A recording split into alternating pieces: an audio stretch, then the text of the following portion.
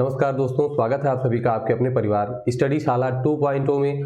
और दोस्तों, आज की वीडियो में हम लोग बात करने वाले हैं कि यूपी टेट की तैयारी, जितने भी लोग यूपी टेट की तैयारी कर रहे हैं उनको अपनी तैयारी किस तरीके से करनी चाहिए। इस वीडियो में मैं अपनी स्ट्रेटजी आपको शेयर करने वाला हूं। अगर आपको पसंद आएगी स्ट्रेटजी तो आप बिल्कुल उसको फॉलो कर सकते हैं।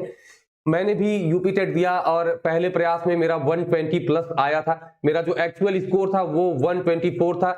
और उसके बाद मैंने सुपर टेट की परीक्षा दी 68,500 में, और उसमें भी मेरे 124 मार्क्स आए, जबकि वो एग्जाम रिटन था। और उसमें जो है कि मेरा जो रैंक था, मेरे जो स्कोर थे वो ऑल ओवर यूपी क्या थे, टॉप पर थे, मतलब फर्स्ट रैंक थी मेरी उसमें। तो ये भी है। और दोस्तों, वीडियो को आगे बढ़ाने से पहले मैं थोड़ा सा अपने बारे में बता देता हूं कि मेरा नाम अंकित वर्मा है और वर्तमान में मैं सहायक अध्यापक पद पर कार्यरत हूं।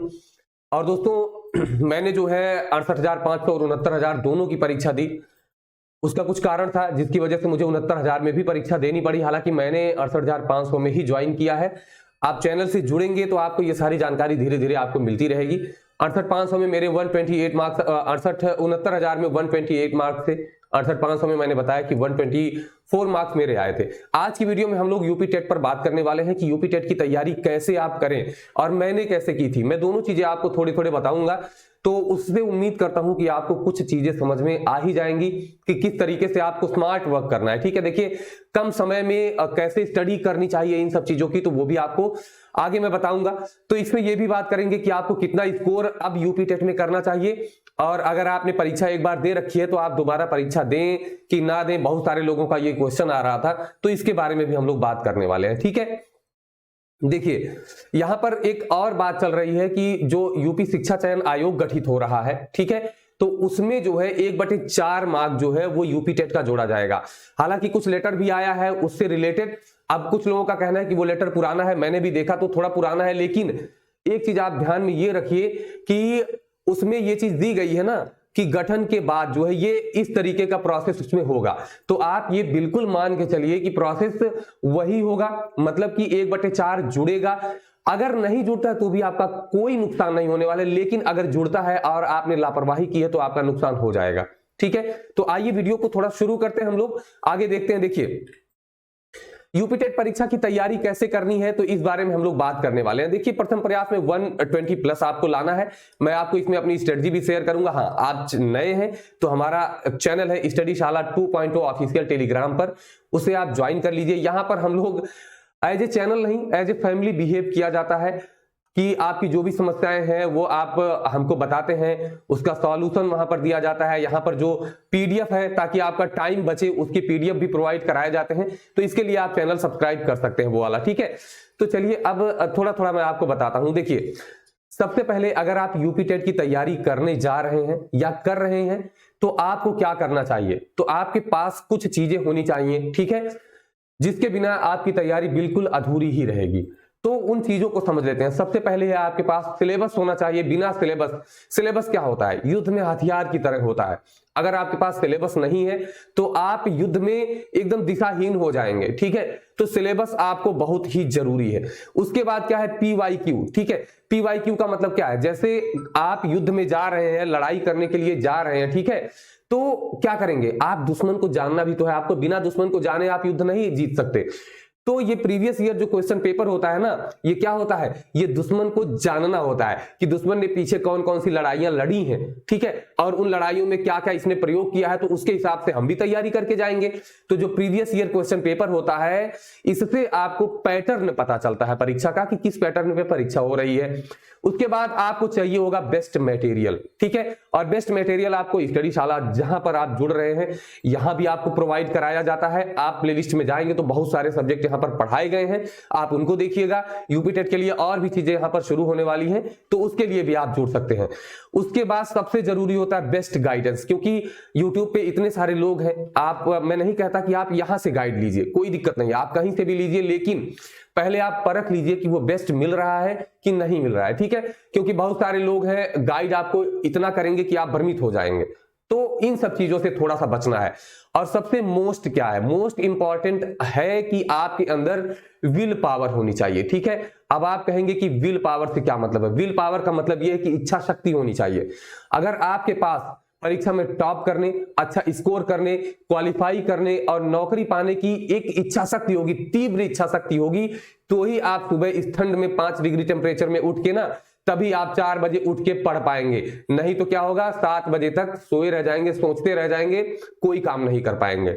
ठीक है, तो will power is very most important thing है कि आपके पास विल पावर होनी चाहिए। अगर ये नहीं है तो सुबह उठने का मन नहीं करेगा, रात में जल्दी सोने का मन करेगा। तो इन चीजों को सबसे पहले आप अपने पास लाइए, उसके बाद हम लोग आगे बात करते हैं कि क्या क्या तैयारी करनी चाहिए। चलिए देखिए, सबसे पहले मैं थोड़ा सा इसके सिलेबस के बारे में थोड़ा सा डिस्कस करता हूं कि सिलेबस में 5 जो है आपको पार्ट आपको पढ़ने हैं। कौन कौन सा है? भाषा 1 है जिसमें आपका हिंदी है, अनिवार्य होगा 30 नंबर का। भाषा 2 है जिसमें से आपको एक लैंग्वेज इसमें चूज करनी है, संस्कृत, हिंदी, संस्कृत, अंग्रेजी और उर्दू में से, ये भी 30 नंबर का होगा। उसके बाद सीडीपी आपका 30 नंबर, गणित 30 नंबर है और ईवीएस जो है पर्यावरण अध्ययन जिसे आप कहते हैं, वो आपका 30 नंबर का है। तो ये आपको ध्यान में रखना है। 2017 में मैंने यूपी टेट का एग्जाम दिया था। ठीक है, यूपी टेट का जो एग्जाम मैंने दिया था वो 2017 में दिया था और 2017 में मेरा 124 मार्क्स उसमें आया था। ठीक है, जबकि इसके पहले सुपर टेट की जो है, माफ कीजिएगा, बीटीसी की जो है परीक्षा हो रही थी 4th सेमेस्टर की, जस्ट इसके 15 दिन पहले परीक्षा समाप्त हुई थी। तो उतने ही समय में मैंने तैयारी की थी। अब बात आती है कि कोचिंग किया था कि नहीं किया था। तो भैया कोचिंग नहीं किया था मैंने, केवल लगभग 25 दिन मैंने कोचिंग ज्वाइन किया था, जहां से मुझे संस्कृत का बहुत ही बेस्ट मटेरियल मिल गया था और संस्कृत मैंने वहां पे पढ़ी, संस्कृत मेरी पहले से भी अच्छी थी, तो ये चीज वहां पर मिल गई थी। ठीक है, तो ये भ्रम आप निकाल दीजिए कि बिना कोचिंग के तैयारी की जा सकती है कि नहीं की जा सकती है। तो बिल्कुल की जा सकती है, बस मैंने बताया कि आपके पास क्या क्या चीजें होनी चाहिए। तो बिना कोचिंग के भी आप अच्छे नंबर ला सकते हैं, बिल्कुल सिक्योरिटी के साथ आप अच्छे नंबर ला सकते हैं। ठीक है, अब देखिए टाइम आपको 2.5 घंटे का मिलेगा, मतलब 150 मिनट्स। निगेटिव मार्किंग अभी के लिए निगेटिव मार्किंग नहीं है, कुछ स्टेट्स में शुरू हो रही है टेट में निगेटिव मार्किंग, यूपी में अभी ऐसा कुछ भी नहीं आया है, तो इसके लिए अभी निश्चिंत रहिए। बाकी जो भी नोटिफिकेशन आएगा उसमें आपको सारी चीजें मिल जाएंगी। ठीक है, तो 2017 के बाद से ईवीएस के सिलेबस में भी कुछ चेंज हुआ है, वो मैं आगे अभी डिस्कस करूंगा। तो ये 150 नंबर का आपका पूरा का पूरा सिलेबस इस तरीके से रहने वाला है। ठीक है, अब मैं बात करता हूं कि मैंने एक एक विषय की तैयारी कैसे की। अब चलिए देखते हैं। देखिए कुछ चीजें जो बीच बीच में मुझे याद आती रहेंगी, मैं उनको बताता रहूंगा, आप लोगों के साथ शेयर करता रहूंगा। भाषा 1 जो थी वो थी हिंदी। अब देखिए हिंदी की तैयारी मेरी कैसे हुई, उसमें यूपी टेट के लिए, यूपी टेट के लिए मैंने हिंदी कैसे पढ़ा। हिंदी मेरी पहले से तैयार थी, क्योंकि मैं थोड़े बहुत कंपटीशन के लिए मुझे कहीं पढ़ने का मौका तो नहीं मिला, लेकिन मैं थोड़ा बहुत तैयारी करता रहता था। ठीक है, तो हिंदी में मेरा व्याकरण वाला पार्ट एकदम पहले से ही तैयार था। तो मैं हिंदी में तुरंत से मैंने क्या किया, रिवीजन शुरू कर दिया। और रिवीजन आप किसी भी विषय की तैयारी कर रहे हो, किसी भी परीक्षा की तैयारी कर रहे हो, अगर आप रिवीजन नहीं करते हैं तो आपको चीजें धुंधली याद आएंगी। जैसे आप कोई फोटो आपके घर में होगी, उसको 2-4 महीने साल भर साफ मत करिए, तो उसके ऊपर इतनी धूल जम जाएगी कि आप खुद ही देखेंगे तो नहीं जान पाएंगे कि अंदर किसकी फोटो है। सेम प्रोसेस हमारी मेमोरी के साथ भी होता है कि अगर हम उसको साफ नहीं करते रहेंगे, मतलब उसकी पुनरावृत्ति नहीं करेंगे, दोहराएंगे नहीं, तो अंदर तो है आपके, ठीक है, लेकिन आपको याद ही नहीं आएगा, धुंधला धुंधला, चारों ऑप्शन सही लगेंगे। तो उसके लिए रिवीजन करना जरूरी होता है। तो मैंने रिवीजन शुरू किया। रिवीजन का तरीका मेरा क्या था, मैं जो कॉन्सेप्ट वाले टॉपिक थे मैं एक बार उठाता था, एक टॉपिक एक दिन में पढ़ जाता था। मेरा हिंदी तैयार था, उसके बाद भी मैंने इसको लगभग 30 मिनट 1 घंटा, ठीक है, मैं टाइम देता था, ताकि इसमें जो है स्कोर मेरा अच्छा जाए। और कम समय में ज्यादा स्कोर करने का एक तरीका यह भी है कि आपको जो है जिस सब्जेक्ट में नंबर ज्यादा लाए जा सकते हैं उसको और अच्छा कर लीजिए। ठीक है, बाकी जिसमें आपको थोड़ा सा असहजता महसूस हो रही है उसको एवरेज तक जरूर पहुंचा ले जाइए। ये तरीका मैंने अपनाया। तो हिंदी मेरी अच्छी थी, तो हिंदी में मैंने क्या किया, मेरा हिंदी में स्कोर भी इसमें शायद 27 के आसपास में गया था, 27 या 28 स्कोर गया था इसमें। ठीक है, तो हिंदी की तैयारी मेरी ये रही। मैंने किस किस बुक से तैयारी की, तो देखिए एक हिंदी की लूसेंट आती है और आदित्य पब्लिकेशन, ये आप किसी भी परीक्षा के लिए ये दोनों बुक से आप तैयारी कर सकते हैं, बहुत ही बेहतरीन बुक्स होती हैं। इसके बाद जो प्रीवियस ईयर के क्वेश्चन पेपर थे, इनसे जो है हिंदी के जितने भी सेट थे मैंने सारे सेट सॉल्व कर लिए। आप यकीन मानिए कि यूपी टेट का अभी भी पैटर्न यही रहा है कि प्रीवियस ईयर क्वेश्चन उठाकर रख दिए जाते हैं। अभी जो 2022 जनवरी में एग्जाम हुआ था, ये 2017 का मैक्सिमम रिपीटेड क्वेश्चंस थे। ठीक है, लगभग मैं कह सकता हूं कि 70% क्वेश्चंस रिपीटेड थे। तो प्रीवियस ईयर क्वेश्चन पेपर आपको बिल्कुल तैयार करना है, छोड़ना नहीं है। ठीक है, उसके बाद हिंदी साहित्य में रचना वगैरह थी, तो रचनाओं को आपको थोड़ा सा याद करना पड़ेगा, वो यहां पर मैं पढ़ा दूंगा, हिंदी साहित्य में मैं पढ़ाऊंगा, और वो रचनाएं भी आपको एकदम क्रमशः काल वाइज मिल जाएंगी, तो याद करने में आसान हो जाएंगी। ठीक है, तो हिंदी भाषा के लिए ये आप जाइए प्लेलिस्ट में, हिंदी की पूरी तैयारी मैंने करा रखी है, कुछ चीजें बची हैं जो आगे कंटिन्यू हो जाएंगी, तो आप उसे पढ़ सकते हैं अगर आपको पसंद आए तो, अदरवाइज कोई बात नहीं, आपका सिलेक्शन जरूरी है, आप कहीं से भी पढ़िए। दूसरा आपका आता है संस्कृत, अंग्रेजी और उर्दू। अब इसमें कई सारे लोग चूज करने में कंफ्यूज रहते हैं कि कौन सा चूज करें, लेकिन मैंने चूज किया था संस्कृत। क्यों? क्योंकि हिंदी और संस्कृत का जो कॉम्बिनेशन होता है, आप कह सकते हैं कि 60 to 70% क्या होता है, लगभग सेम होता है। ठीक है, इसीलिए मैंने ये चूज किया। अब संस्कृत में जैसे संधि हो गया, ये सारी चीजें तो आपको मिल जाती हैं, हिंदी से स्वर संधि वगैरह मैच कर जाती हैं, लेकिन व्यंजन संधि, विसर्ग संधि में कुछ चीजें एक्स्ट्रा इसमें पूछी जाती हैं, तो वो आपको पढ़नी पड़ेंगी। इसमें प्रत्याहार वगैरह पढ़ने पड़ेंगे। ठीक है, प्रत्याहार जो अलग से पढ़ना पड़ेगा, तो मैंने इन सब चीजों की तैयारी, मेरे पास एक संस्कृत की बुक थी, वो नाम नहीं याद आ रहा है, उस समय मैंने विजयी भव किताब नहीं लिया था यूपी टेट के लिए, मैंने विजयी भव नहीं पढ़ा था। अभी के लिए आप विजयी भव पढ़ सकते हैं, बहुत ही अच्छी किताब है। ठीक है, विजयी भव पढ़ सकते हैं, उनकी क्लासेज भी आप देख सकते हैं, जो संस्कृत ज्ञान गंगा वाले सर हैं उनकी क्लासेज भी आप देख सकते हैं, लेकिन टॉपिक वाइज देखिएगा, सिलेबस उठाइए, जो टॉपिक दिया वही टॉपिक आपको देखना है। ठीक है, उसके बाद इसमें जैसे और गिनती वगैरह जो पूछी जाती है, तो मैंने उसको अलग से लिखा, चिपका लिया दीवार पे, गिनती को मैं पढ़ता रहता था कि हाँ कौन कौन सी गिनतियां पूछी जाती हैं। प्रीवियस ईयर क्वेश्चन पेपर हल करेंगे तो उसमें आपको ये सारी चीजें मिल जाएंगी। धातु रूप है, शब्द रूप है, मैंने इसको डेली का रूटीन बना लिया कि धातु रूप शब्द रूप मुझे रिवाइज करते ही रहना है। हाँ, उसके साथ एक नोट्स भी मैंने तैयार किया। ठीक है, संस्कृत के नोट्स भी मैंने तैयार किए, संस्कृत का मैंने हर विषय के शॉर्ट नोट्स तैयार करने शुरू किए, जो मुझे जहां पर मुझे समस्या नजर आती थी मैं वहां पर शॉर्ट नोट तैयार कर लेता था। ज्यादातर आप भी कोशिश करिए कि शॉर्ट नोट जरूर बनाइए, क्योंकि जब आप परीक्षा के टाइम पे रिवाइज करने जाएंगे, ना तो आप पूरी बुक पढ़ेंगे, ठीक है, और ना तो आप जो अपनी किताब, जो कॉपी आप बना रहे हैं उसको किताब अगर बना देते हैं पूरा भर के, तो भी वो आप रिवाइज नहीं करेंगे। तो आप भले नोट्स बनाइए, लेकिन शॉर्ट भी होने चाहिए, शॉर्ट नोट्स भी होने चाहिए। तो एक एक मैंने क्या किया, जो रूल्स मुझे नहीं याद हो रहे थे उन रूल्स को मैंने अलग से लिखना शुरू कर दिया, ताकि उनको मैं बार बार रिवाइज कर सकूं।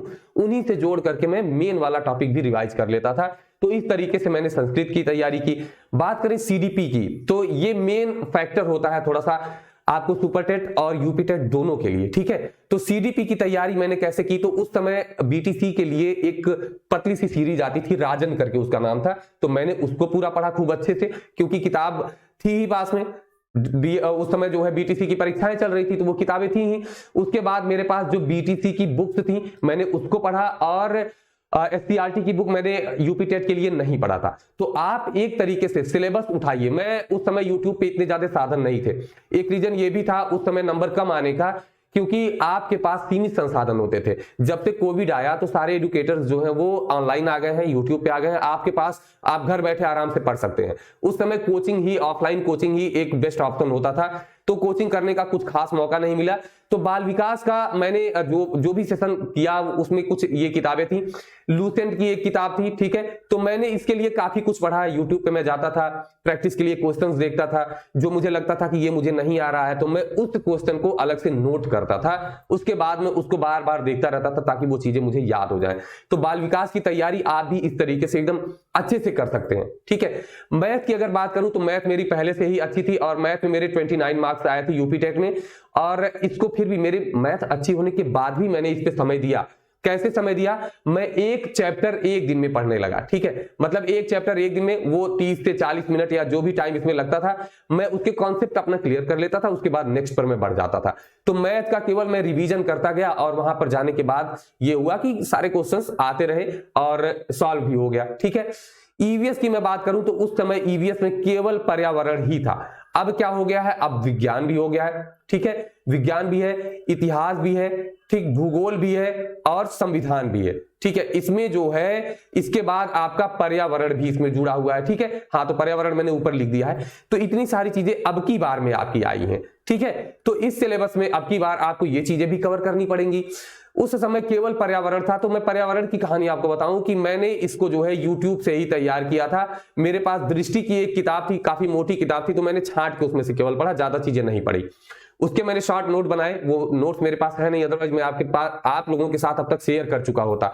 ठीक है, तो ये YouTube से मैंने जो है पढ़ा, एक क्रम से आपको जो भी संरक्षण अधिनियम बनाए गए हैं उनको आपको पढ़ लेना है, जो भी बैठकें हुई हैं इससे संबंधित वो सारी आपको पढ़ लेनी है। इस तरीके से आप उसको तैयार कर जाइए, ठीक है। पर्यावरण उस समय मैंने पढ़ा, उसके बाद मैं एग्जाम देने जा रहा था, अदर डिस्ट्रिक्ट में एग्जाम था, तो रास्ते में मैंने एक यूपीपीसीएस की मेरे पास एक किताब थी जो पर्यावरण अध्ययन की आती है, अध्यायवार हल करके आती है, ठीक है। वो मैंने लिया था और मेरे पास वहां जाने के बाद 1.5-2 घंटे का समय बचा था। उसी समय में मैं इसको पूरा का पूरा पढ़ गया और आप यकीन मानेंगे नहीं मानेंगे दोस्तों कि मैक्सिमम क्वेश्चंस इसी में से फंस गए थे, ठीक है। तो ये मेरे लिए एक बहुत बड़ा फैक्टर मिल गया था कि मैंने वहां से तैयार किया और मेरा सब कुछ वहां से हो गया, ठीक। तो पर्यावरण को तो आप आराम से तैयार कर सकते हैं। अब आपको थोड़ा सा फोकस इन पे भी करना पड़ेगा, बहुत डीप क्वेश्चंस नहीं आते हैं, ऊपर ऊपर से क्वेश्चंस पूछे जाते हैं। अब दोस्तों ये आप यहां से तैयार कर सकते हैं, मतलब एकदम नॉर्मली पढ़िए। जैसे आपको इतिहास पढ़ना है तो इतिहास से क्वेश्चन मैंने देखे कि नहीं कुछ खास आए, तो इसको आप क्या करेंगे, इसको ऊपर ऊपर से पढ़ लीजिए एक क्रम से। जैसे मॉडर्न हिस्ट्री आपको पढ़ना है तो एक क्रम वाइज आप उसको पढ़ते जाइए। तो मैं ये भी कराऊंगा, लेकिन अभी के लिए आप जरूर पढ़ते रहिए। भूगोल में आपको नदियां, पर्वत, पठार ये सब दिया है, तो आपको क्या करना है, मुख्य केवल पढ़ना है कि कौन सा मुख्य है जो किस महाद्वीप में है। ये सारी चीजें आप यहां से कवर कर सकते हैं। संविधान आपको क्या करना है, संविधान में आपको जो शुरू में संविधान सभा वाला पार्ट है वो आपको पढ़ना है। उसके बाद जो न्यायपालिका है, कार्यपालिका है, इन सबका जो कार्यकाल वगैरह होता है, कैसे चुनाव होता है, इसके बारे में थोड़ी बहुत जानकारी आपको होनी चाहिए, क्योंकि यहां से आपको उम्र वगैरह इसमें ज्यादा पूछा जाता है। नियुक्ति कौन करता है, शपथ कौन दिलाता है, उम्र कितनी होनी चाहिए इनकी, कितना कार्यकाल होता है, तो ये चीजें आपको ध्यान में रखनी होंगी। ये यहां से अभी आपको कवर करना पड़ेगा, ठीक है। तो इस तरीके से मैंने अपनी तैयारी की। आपको अगर ये तरीका अच्छा लगे तो आप कर सकते हैं। अब इसमें एक तरीका आप और अपना सकते हैं कि जो मेजर सब्जेक्ट तो इसमें नहीं कहा जा सकता क्योंकि सारे 30 नंबर के हैं, ठीक है। तो आपके जो सब्जेक्ट अच्छे हैं उनको कम टाइम देके केवल रिवीजन पे फोकस करिए। जिन सब्जेक्ट में आपको मेहनत की जरूरत है उसमें थोड़ा ज्यादा टाइम दीजिए, ठीक है। अब आप कहेंगे कि सर सुपर टेट की भी तैयारी साथ में करनी है तो कैसे करें।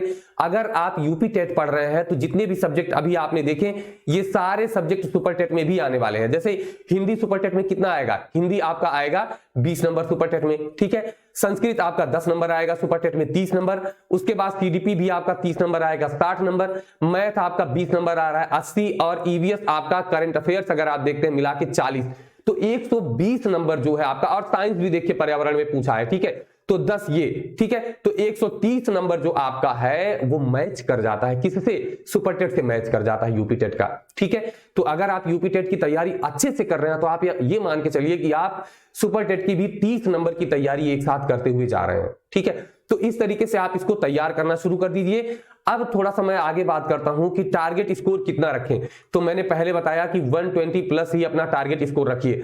अभी जो शिक्षा आयोग गठित होगा, जो भी लेटर था उसमें क्या दिया गया, 1/4 मार्क जो है जोड़े जा सकते हैं, ठीक है। तो ये संभावनाएं तो बन ही रही है कि जो ऑफिशियली सब कुछ काम होगा तो उसके बाद इसी पर काम करेगा ये। तो अगर ये 1/4 जोड़ता है भैया तो हम क्यों नुकसान सहें। अगर नहीं जोड़ता है तो कौन सा आपका घाटा हो जाएगा अगर आपके ज्यादा नंबर होंगे, ठीक है। तो अगर नहीं भी जोड़ता है तो भी आपके पास अच्छे नंबर है, आपकी तैयारी अच्छी है, क्या दिक्कत है। अगर जोड़ लेता है और आपके नंबर अच्छे हैं तो फायदा ही मिलेगा। अगर जो है आपके नंबर कम है और वो जोड़ने लगा तो फिर आप क्या करेंगे। तो इसके लिए आपको क्या करना है, हमेशा जो है तैयार रहना है। मैं जो भी यहां पर सूचनाएं देता हूं वो मैं कभी आपको निगेटिव वे में नहीं ले जाता, ठीक है। मैं हमेशा आपसे कहता हूं, मैंने जो भी ऑफिशियल लेटर वाला आपको बताया उसमें मैंने यही कहा था कि 1/4 जुड़ता है तो भी आपको ज्यादा नंबर लाने हैं, ठीक है। और अगर नहीं जुड़ता है तो भी आपको ज्यादा नंबर लाने हैं, क्योंकि अगर आप यूपी टेट में ज्यादा स्कोर करते हैं तो इसका मतलब है कि सुपर टेट के लिए भी आपकी तैयारी अच्छी है, सुपर टेट में भी आप अच्छा स्कोर करेंगे, आपका कॉन्फिडेंस एकदम हाई होगा, ठीक है। तो इसलिए आप अच्छा नंबर लेके आइए। अब बात करें नंबर जुड़ेगा या नहीं, तो मैंने बता ही दिया कि जो है अभी जब ये आयोग गठित हो जाएगा तो आयोग की सहमति के आधार पर ये काम होगा। लेकिन अभी मैं आपसे यही कहूंगा कि आप यस मानकर चलिए कि जुड़ेगा, ठीक है। आगे मैं बात करूं कि कम समय में स्मार्ट तैयारी कैसे करनी है, तो कम समय में स्मार्ट तैयारी करने का एक बेहतर तरीका और होगा। पहले आप अपना सिलेबस कवर कर रहे हैं, कर लीजिए। प्रीवियस ईयर क्वेश्चन जितने भी आए हैं, ठीक है, प्रीवियस ईयर क्वेश्चन पेपर सारे उठा लीजिए, आप एक एक करके सब हल कर जाइए, ठीक है। जितना आपका सही होता है ठीक है, जो गलत हो रहा है उसको आप अलग से नोट करिए कि ये वाला क्वेश्चन मेरा गलत हो रहा है, क्योंकि यदि परीक्षा में पेपर रिपीट कर देता है, ठीक है, तो आप जो है 130 प्लस चले जाएंगे। रिपीट नहीं भी करता, 2-4 क्वेश्चन पूछता है तो भी कम से कम वो तो आपका फायदा मिलेगा, पैटर्न तो आपको पता चलेगा, लेवल तो उसको आपका पता चलेगा। तो ये चीजें आप यहां से कर सकते हैं, ठीक है। तो ये आप इस तरीके से अगर आप तैयारी करेंगे तो मुझे लगता है कि कम समय में अच्छा आप स्कोर कर पाएंगे, ठीक है। तो ये PYQ को आपको हल करना है और सिलेबस के अकॉर्डिंग ही पढ़िए, ठीक है, सिलेबस के अकॉर्डिंग ही पढ़िए। जो ज्योग्राफी दिया है, जो टॉपिक दिए वही पढ़िए, पूरी ज्योग्राफी पढ़ने की जरूरत नहीं है, जितना टॉपिक में है उतना ही पढ़िए। आप ज्यादा पढ़ेंगे ज्यादा समय लगेगा, तैयारी आपकी अधूरी रह जाएगी, ठीक है। तो इस तरीके से आपको इसकी तैयारी करनी है, मैंने भी ऐसे ही तैयारी की है। इसके बाद जब आप सुपर टेट में जाएंगे तो सुपर टेट आपका एकदम बढ़िया स्कोर जाएगा। अब हम बात करें कि कब होगी परीक्षा, ठीक है, परीक्षा कब होगी आपके यूपी टेट की, ठीक है। तो परीक्षा की अगर मैं बात करूं तो देखिए अभी आयोग का गठन भी नहीं हुआ है, और योगी जी के तरफ से जो ट्वीट आया था उसमें ये लिखा हुआ था ना कि आयोग ही कराएगा यूपी टेट। तो अगर ऐसा होता है कि आयोग ही यूपी टेट कराता है तो क्या होगा, अभी आयोग का गठन होगा, ठीक है, और गठन होने में ही अभी 1-1.5 महीने तो लग ही जाएंगे। उसके बाद नोटिफिकेशन, तो मान लीजिए अगर फेब के लास्ट तक नोटिफिकेशन आता है तो भी परीक्षा आपकी अप्रैल के आसपास में जाएगी, ठीक है। तो अभी के लिए मैं ये सब बता रहा हूं, तो अब आप ये मत कहिएगा कि सर ने ये बता दिया तो अब यही सब कुछ हो गया। मैंने कभी भी आपसे ये नहीं कहा कि अब एकदम जल्दी जल्दी आप कोर्स खरीद लीजिए क्योंकि अब सुपर टेट होने वाला है, यूपी टेट होने वाला है। ये चीजें मैं आपको नहीं बताता हूं, ठीक है। गुमराह करने वाला काम बिल्कुल नहीं होना चाहिए। मैं आपको मोटिवेट करता हूं कि आप अपना लक्ष्य इतना बनाइए और उस लक्ष्य के अंदर तैयारी करने की पूरी कोशिश करिए, जी जान लगा दीजिए। अगर आपने तैयारी अच्छे से की तो चाहे आयोग परीक्षा कराए, चाहे PNP परीक्षा कराए, चाहे नंबर जुड़े या नंबर ना जुड़े, आपका कोई नुकसान नहीं होने वाला है। जैसे आपका सुपर टेट का एग्जाम होगा, अभी कई सारे लोगों का कमेंट आएगा कि सुपर टेट का एग्जाम कब होगा, ठीक है, तो ये अभी आपको कोई नहीं बता सकता। हाँ, मैं संभावनाएं आपको बता रहा हूं कि अभी तक मैं कह रहा था कि अगस्त सितंबर, तो वही अभी भी आप मान के चलिए कि अगस्त सितंबर तक परीक्षा की संभावनाएं बन रही हैं। ये कोई ऑफिशियल जानकारी नहीं है, संभावनाएं जो बन रही है मैं वो बता रहा हूं, तो उसको आप टारगेट करके इसकी तैयारी करते रहिए, करना शुरू कर दीजिए, ठीक है। तो अगर ये स्ट्रेटजी, ये तरीका आपको सही लगे तो बिल्कुल कमेंट बॉक्स में जाकर के आप लिख सकते हैं। अदरवाइज ये वीडियो उन लोगों के लिए बिल्कुल भी नहीं है जो ये समझते हैं कि मैं यहां पर विद्वता अपनी दिखाने आया हूं। तो मैं विद्वता बिल्कुल भी आपको दिखाने नहीं आया हूं, क्योंकि 124 नहीं, उससे बहुत ज्यादा नंबर लेने वाले यहां पर पड़े हुए हैं। तो मैं बिल्कुल उन लोगों को ये नहीं बता रहा हूं कि आप मुझसे अच्छे नहीं है या ऐसा है, ठीक है। तो मैं बस उन लोगों के लिए यहां पर शेयर कर रहा हूं जिनको इसकी जानकारी होनी आवश्यक है या जो चाहते हैं कि ऐसी जानकारी उनको मिले। बाकी ऐसे लोग जो अच्छे नंबर ला चुके हैं वो इस वीडियो को बिल्कुल देखकर अपना टाइम वेस्ट ना करें तो ज्यादा बेहतर होगा, ठीक है। तो चलिए दोस्तों, फिर मिलेंगे, तब तक के लिए नमस्कार, धन्यवाद, जय हिंद। अगर आपको सिलेबस यूपी टेट का डिस्कस कराना है तो आप कमेंट बॉक्स में लिखिएगा, मैं उसका डिस्कशन भी कर दूंगा, ठीक है।